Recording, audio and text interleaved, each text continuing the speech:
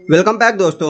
ये video advent of darkness comics का last episode है और पिछले एपिसोड में हमने देखा कि एसगार्ड में डोरमामू एवेंजर्स, जस्टिस लीग और ब्रह्मांड रक्षकों को मार देता है और रुद्राक्ष की हेल्प से टाइम ट्रैवल करके उस टाइम में चला जाता है जहां पर सुपरमैन, भोकाल और शक्तिमान रुद्राक्ष और सुपरमैन के सपने का रहस्य जानने के लिए गए हुए थे। और वहां पहुंचते ही डोरमामू काफी पावरफुल अटैक कर देता है जिससे सुपरमैन और भोकाल बेहोश हो जाते हैं और शक्तिमान काफी बुरी तरह से घायल हो जाता है। अब इससे पहले कि शक्तिमान खुद को संभाल पाता, डोरमामू शक्तिमान को अपने हाथों में उठाकर बोलता है, शक्तिमान, मैंने कहा था ना कि एक न एक दिन अंधेरा कायम होकर रहेगा और अब वो दिन आ गया है। जिस पर शक्तिमान चौंकते हुए बोलता है, तमराज किल्विस। और तब हमें पता चलता है कि वो डोरमामू नहीं बल्कि डोरमामू के शरीर में शक्तिमान का सबसे बड़ा दुश्मन तमराज किल्विस था और इसीलिए अब हम भी इसे डोरमामू नहीं बल्कि किल्विस ही बोलेंगे। फिर शक्तिमान बोलता है, लेकिन ये शरीर तुम्हारा नहीं है। जिस पर किल्विस बोलता है, ठीक कहा, ये शरीर और शक्तियाँ मुझे कैसे मिली जानना नहीं चाहोगे?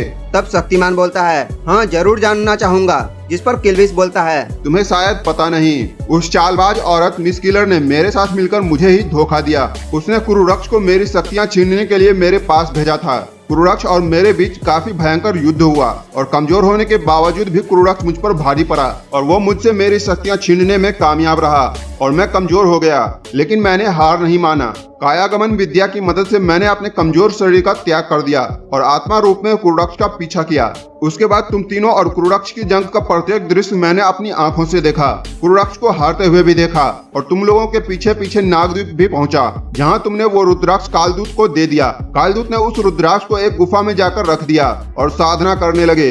अपनी शक्तियों से मैं उस रुद्राक्ष का रहस्य जानने में कामयाब रहा। अब मुझे एक बहुत ही शक्तिशाली शरीर चाहिए था। भोकाल को देखकर लगा कि ये वो शरीर हो सकता है, इसलिए मैं उसके पीछे चला गया। न्यूयॉर्क में मैंने उसके शरीर में प्रवेश करने की कोशिश भी की, लेकिन उसकी सत्य ऊर्जा के कारण सफल नहीं हो पाया और मैं वहां से वापस लौटने लगा। लेकिन थोड़ी ही दूरी पर मेरी नजर थॉर और लोकी पर पड़ी। उसमें तामसी इच्छाएं प्रबल थी, इसलिए मुझे वो काम का लगा, लेकिन उसके लिए मुझे उसके पास जाना जरूरी था। पर पास जाते ही उसने बायफ्रॉस्ट चला दिया और बायफ्रॉस्ट के जरिए मैं भी उन दोनों के साथ एसगार्ड पहुंच गया। लोकी को मेरे होने का एहसास हो चुका था और लोकी ने कब अपने जादू से खुद को आजाद कराया ये थॉर को भी पता नहीं चला। फिर मैंने और लोकी ने मिलकर योजना बनाई। लोकी ने चालाकी से डोरमामू को उसके अपने आयाम से बाहर बुलाया और अपने आयाम से बाहर डोरमामू की ताकत कम हो जाती है, जिसका फायदा उठाकर मैंने और लोकी ने धोखे से डोरमामू के शरीर से उसकी ऊर्जा रूप को अलग कर दिया। काम थोड़ा मुश्किल था पर हम कामयाब रहे। उसके बाद मैं कायागमन विद्या से डोरमामू के शरीर में प्रवेश करने में कामयाब रहा। मुझे अब एक शक्तिशाली शरीर मिल चुका था, लेकिन ये शरीर केवल अपने आयाम में ही शक्तिशाली था, तो मुझे रुद्राक्ष की जरूरत पड़ने वाली थी और किस्मत हमारे साथ थी, क्योंकि बहुत ही जल्द वो दिन भी आ गया जब थॉर के पिता ओडिन स्लीप में चले गए। अगले ही दिन थॉर को पृथ्वी पर जाना पड़ा और हमें ओडिन के शरीर को चुराने में कोई भी खास परेशानी नहीं आई। फिर थॉर से ओडिन के बदले रुद्राक्ष लाने की शर्त रखी, जो उसने मान ली। थॉर ने आयरन मैन को सब कुछ बताया और वो थॉर की मदद करने के लिए राजी हो गया और फिर शुरू हुआ ये सारा खेल। अब जानते हो कि मैंने ये सब तुम्हें क्यों बताया, ताकि कम से कम तुम चैन से मर तो सको, लेकिन मौत बहुत भयानक होगी तुम्हारी, ये वादा है मेरा। और इतना बोलते ही किल्विस शक्तिमान को जोर से जमीन पर पटक देता है और तभी सुपरमैन फुल स्पीड में आता है और किल्विस पर अटैक करते हुए बोलता है, मौत तो तुम्हारी भयानक होगी, वो भी अभी। और इतना बोलते ही सुपरमैन अपने लेजर से किल्विस पर अटैक कर देता है, लेकिन सुपरमैन के लेजर का किल्विस पर कोई खास असर नहीं होता है। तब किल्विस बोलता है, बहुत ज्यादा बोल गई सुपरमैन, तुम मुझे और मेरी शक्तियों को जानते नहीं। खैर अब जान जाओगे। तब सुपरमैन अपने मन में सोचता है, इस पर तो मेरे लेजर का कोई असर ही नहीं हुआ। उसके बाद सुपरमैन किल्विस को एक जोरदार पंच मारते हुए बोलता है, अच्छा तो इतनी जान पहचान काफी होगी। तभी किल्विस सुपरमैन के सिर को पकड़कर एक बड़े से चट्टान पर मारते हुए बोलता है, बहुत बोलते हो, अब शांत हो जाओ। उसके बाद हम देखते हैं कि भोकाल भी किल्विस पर अटैक करने के लिए तैयार था। तब भोकाल काफी गुस्से में बोलता है, तुम जैसे अत्याचारी और पापी प्राणियों के लिए सत्य के योद्धा सदा ही शस्त्र लिए खड़े रहते हैं और हम उसी सत्य के सैनिक हैं, दुष्ट। और इतना बोलते ही भोकाल किल्विस पर अटैक कर देता है, लेकिन किल्विस हर अटैक के लिए तैयार था और इससे पहले कि भोकाल किल्विस तक पहुंचता किल्विस भोकाल को एक जोरदार पंच मारते हुए बोलता है, तुम्हारे जैसे सत्य के सिपाहियों को कीड़े मकोड़ों की तरह मसलना जानता हूँ मैं। और तब हम देखते हैं कि किल्विस के उस अटैक से भोकाल चट्टानों से जाकर टकरा जाता है और उसी चट्टान के नीचे दब जाता है। उसके बाद सुपरमैन किल्विस पर अपनी बर्फीली फूंक मारते हुए बोलता है, तेरी इस जलती हुई खोपड़ी को बुझाकर तुझे गहरी नींद में सुलाने का समय आ गया है। लेकिन तभी हम देखते हैं कि किल्विस अपने एक हाथ से एक पोर्टल ओपन करता है और दूसरे हाथ से क्रिप्टोनाइट की आंधी सुपरमैन के ऊपर मारते हुए बोलता है, सदा के लिए गहरी नींद में सोने का समय तेरा आ गया है। तेरी शक्तियों और कमजोरियों को जानता हूँ मैं और तेरी कमजोरी है मेरे पास। सच कहूँ तो तुम सबकी कमजोरी है मेरे पास। तब सुपरमैन बोलता है, ये किसी पोर्टल से क्रिप्टोनाइट की आंधी कैसे ला सकता है। और फिर हम देखते हैं कि सुपरमैन बेहोश होकर जमीन पर गिर जाता है और इस बार सुपरमैन दोबारा उठने लायक नहीं था। तब शक्तिमान सुपरमैन को उठाने की कोशिश करता है और दूसरी तरफ हम देखते हैं कि भोकाल काफी गुस्से में उस चट्टान को चीरता हुआ बाहर निकलता है। तब किल्विस बोलता है, आओ भोकाल, तुम्हारा भी इंतजाम कर ही देता हूँ, फिर बचेगा मेरा परम शत्रु शक्तिमान। उसके बाद हम देखते हैं कि भोकाल किल्विस पर अटैक करने के लिए आगे बढ़ता है, लेकिन इससे पहले कि भोकाल किल्विस पर अटैक करता, किल्विस एक पोर्टल ओपन करता है और भोकाल उसी पोर्टल में चला जाता है। और ये सब कुछ देखकर शक्तिमान अपनी फुल स्पीड में किल्विस की तरफ जाते हुए बोलता है, होगी तुम्हारे पास रुद्राक्ष की शक्तियाँ, लेकिन सत्य की शक्ति से ज्यादा शक्तिशाली कुछ भी नहीं है। जिस पर किल्विस बोलता है, ये तुम्हारी भूल है, क्योंकि इस रुद्राक्ष की शक्ति तुम्हारी शक्ति से कहीं ज्यादा है, क्योंकि ये रुद्राक्ष महादेव का है।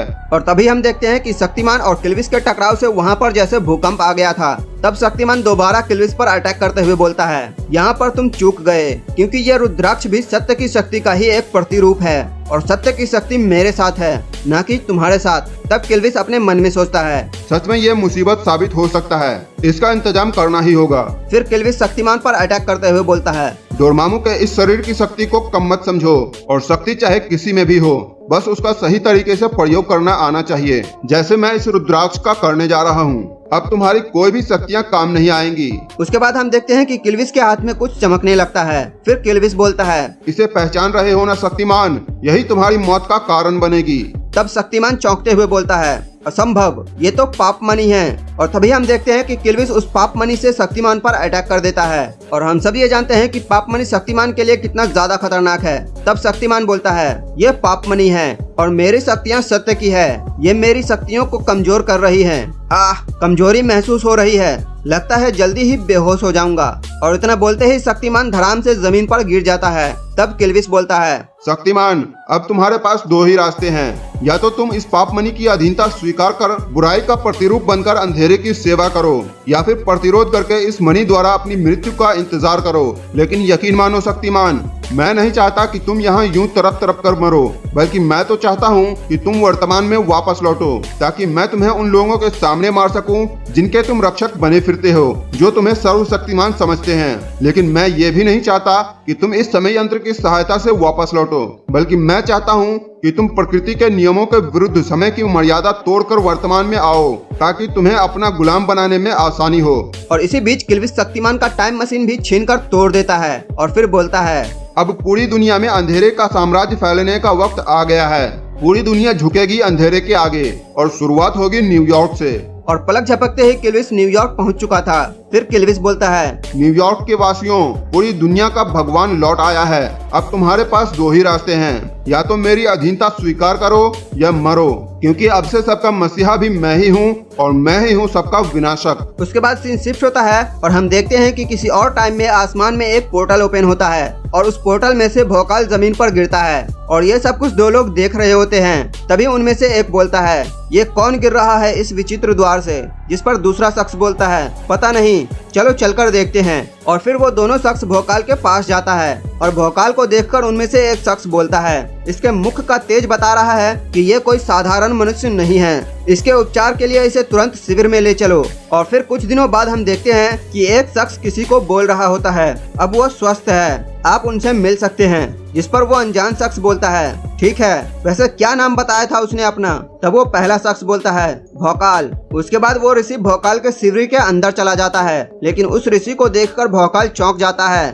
और चौंकते हुए बोलता है, शक्तिमान, जिस पर वो ऋषि बोलते हैं, नहीं हम शक्तिमान नहीं हैं, हमारा नाम है सत्य। और ये कॉमिक्स यहीं पर खत्म हो जाती है और आगे की स्टोरी हमें एपोकलिप्टिक कॉमिक्स में बताई जाएगी। इसलिए अगर आप चाहते हैं कि मैं एपोकलिप्टिक कॉमिक्स पर भी वीडियो बनाऊं तो फिर इस वीडियो को लाइक करके अपने फ्रेंड्स के साथ शेयर करें और कमेंट में एपोकलिप्टिक कॉमिक्स जरूर लिखें। तो मिलते हैं नेक्स्ट वीडियो में, तब तक के लिए कीप वॉचिंग एंड टेक